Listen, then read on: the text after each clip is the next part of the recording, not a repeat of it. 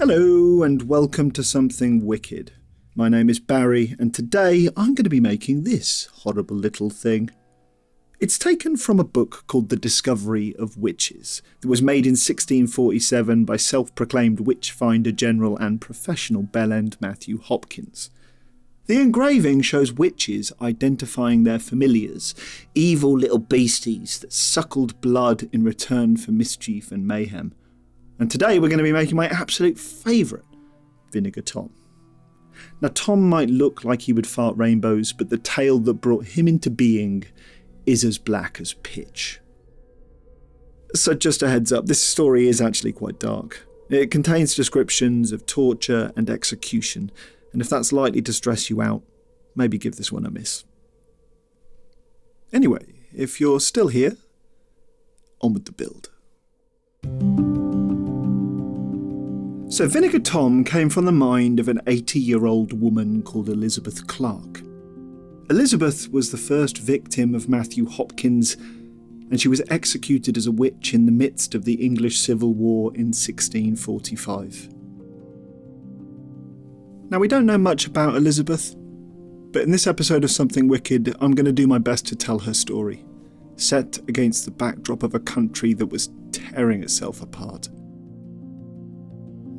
Now, much of what we know about Elizabeth comes from the records of her witchcraft trial, taken just before her death in 1645. We know that she was 80 when she died, so that would mean that she was born in about 1565. Queen Elizabeth I was on the throne, and it was a relatively peaceful time, given where this story is heading. We know that Elizabeth had one leg, and we also know that her mother had been tried and executed for witchcraft. But the record doesn't state who her mother was or when that happened, so I went trawling through records of witchcraft trials to see what I could find. I came across somebody called Margaret Clarke, who had been tried and executed as a witch in 1594, along with her mother, a lady called Mary Bright. Now, Margaret didn't just share the surname of Elizabeth, she also came from a place that was really close to where Elizabeth was at the end of her life. And if this is the right person, it would mean that at the age of just 29, Elizabeth would have witnessed the trial and execution of her mother and her grandmother for witchcraft. So at this point in the story, the year is 1594, and we've got to travel 51 years to get to Elizabeth Clarke's trial. England at this time was a hotbed of religious and political tension. James I came to power in 1603 and he was obsessed with witchcraft. He wrote a book called Demonology that promoted and encouraged witch hunting. And it was this book that laid the foundation for the Witchcraft Act of 1604. Charles I came to power in 1625. He was a Protestant, but people thought he had Catholic sympathies, and this really pissed off an increasingly puritanical parliament. So in 1629 he dissolved Parliament and took complete control of the country, ushering in a period referred to as the 11-year tyranny. By 1640, religiously fueled conflicts were breaking out in Scotland. This compelled Charles to recall Parliament, but instead of giving him support, they sought to curtail his power. And by 1642, England was on the brink of war. Now, beneath this great sweep of time, Elizabeth lived a long life that we know very little about. We know that she married and lost her husband because she's often referred to as Widow Clarke. We also know that she ended up living in a place called Manningtree. But beyond that, we don't know anything. A whole life swallowed up by the shadows. Okay, let's talk about the arsehole in this story. Matthew Hopkins. So Hopkins was born sometime around 1619. He was the fourth son of a Puritan minister and was raised in a deeply religious family. His early career is not well documented, but by the eve of the English Civil War, this puritanical prick had taken up residence at the infamous Thorn Inn, just a stone's throw away from Manningtree. On August the 22nd, 1642, the English Civil War broke out. Manningtree was parliamentarian and it was deeply puritanical. People saw the devil and witches behind every misfortune. And so during Christmas 1644, when the wife of a local tailor called John Rivet was taken violently sick, there were whispers of witchcraft. John accused Elizabeth Clarke of putting a curse on his wife. Elizabeth was 79, marked out by poverty, widowed and disabled. She also bore the additional misfortune of coming from a line of women who had been tried and executed for witchcraft. Magistrates issued a warrant ordering that Elizabeth be arrested and searched. Searching involved 4 local women stripping her naked and shaving off her hair. They then took to pricking her skin with a needle, looking for a spot that was numb and wouldn't bleed. Such a spot was taken to be a mark of the devil, a teat from which only a witch's familiar could draw blood.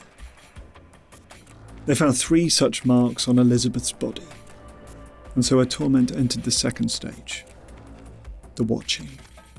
Now, it's often reported that Matthew Hopkins was a lawyer, but he was probably just a jumped-up clerk. Still, this didn't stop him and another repugnant human being called John Stern from being elected investigator and prosecutor in the Elizabeth Clarke case. They were called the Watchers. They deprived Elizabeth of food and sleep for 3 days.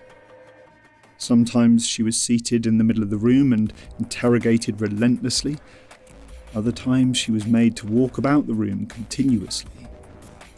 And on the 4th night, she confessed to being a witch.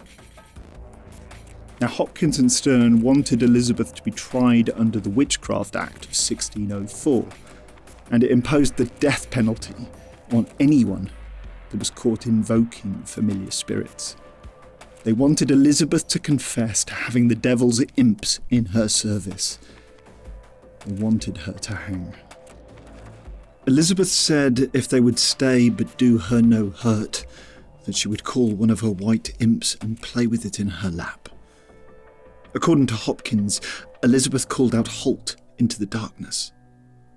And before long, a white creature, like a cat, but smaller, silently slipped into the room. Soon there were other spirits as well, like Sack and Sugar, a black rabbit that Liz said would squeeze itself down their throats and deposit a feast of toads in their bellies. Then there was Jamara, News, Elamaza, Pyewacket, Peck in the Crown, and Grizzle Greedy Gut. At last she summoned our very own Vinegar Tom. Tom was described to be like a long-legged greyhound with a head like an ox, with a long tail and broad eyes, who immediately transformed himself into the shape of a child of 4 years old without a head, and gave 6 turns about the house, and vanished at the door. Now, apparently, Elizabeth had said that when the familiars first appeared to her, they had told her that they would do her no hurt, but would help her to her husband, who would maintain her ever after. Hopkins alleged that she had confessed to the devil, claiming possession of her soul 6 or 7 years previously, and that the devil had often knocked at the door in the night, and that she had arisen, opened it, and let him in, and that they went to bed 3 or 4 times a week, and that the devil had carnal knowledge of her as a man. Now, during this ordeal, Elizabeth also implicated other women from Manningtree. Anne West, and her daughter, Rebecca West, Elizabeth Gooding, Anne Leach, and Helen Clarke.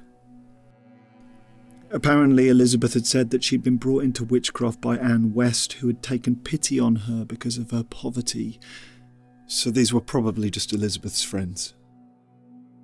The so-called trial in 1645 at Chelmsford Assizes was a mere formality, completely devoid of justice.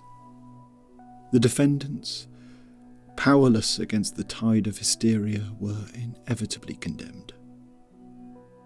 18 women, including Elizabeth Clarke, were led to the gallows. So the Witchfinders would go on to claim the lives of hundreds of people over the next few years, charging the equivalent of $5,000 per town to purge it of witches.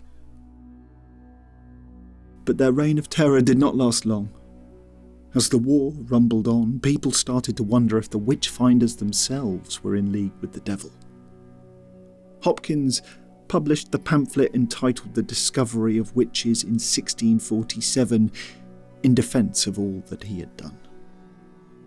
And shortly afterwards, at the age of 27, he was dead. Now some say he died of tuberculosis, others that his death was a form of divine retribution.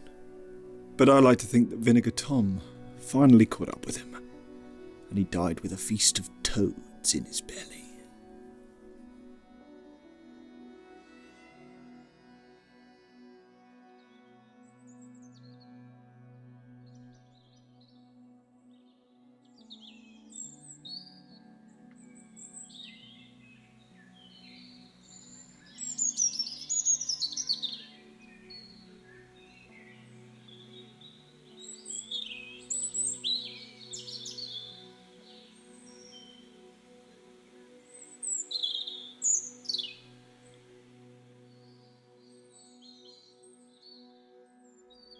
Thank you so much for watching this episode. I hope you enjoyed it. Obviously, like and subscribe, but if you'd like a bit more wickedness in your life, why not check out my shop, where for a limited time you can buy this Matthew Hopkins Witchfinder General and Professional Bellend t-shirts. Now, of course, none of this would happen without the incredible generosity of my patrons. So I want to do a massive shout out to Thomas Drury Wong, Damon Smith, Ben Bronstein, Erinaceous T, Jack Fallows, Nick Turner, Milk Tea, The Filthy Rube, Salty Cupcake, Erin Wynn, Off Roadster, Coral M, Lex Harrison, Per Johnson, one of those ridiculously long names that ends up taking up the whole screen, Axu, Dan last name withheld, Rex Luskus, Rotten Guts, Sarah with T, Marco Fagaro, Morgan Randolph, and Cornelius Perkins. You guys are bloody amazing, and I'm grateful every day for your support. And if you'd like to join this incredible group of human beings, why not check out my Patreon? Thanks ever so much for watching. Stay wicked.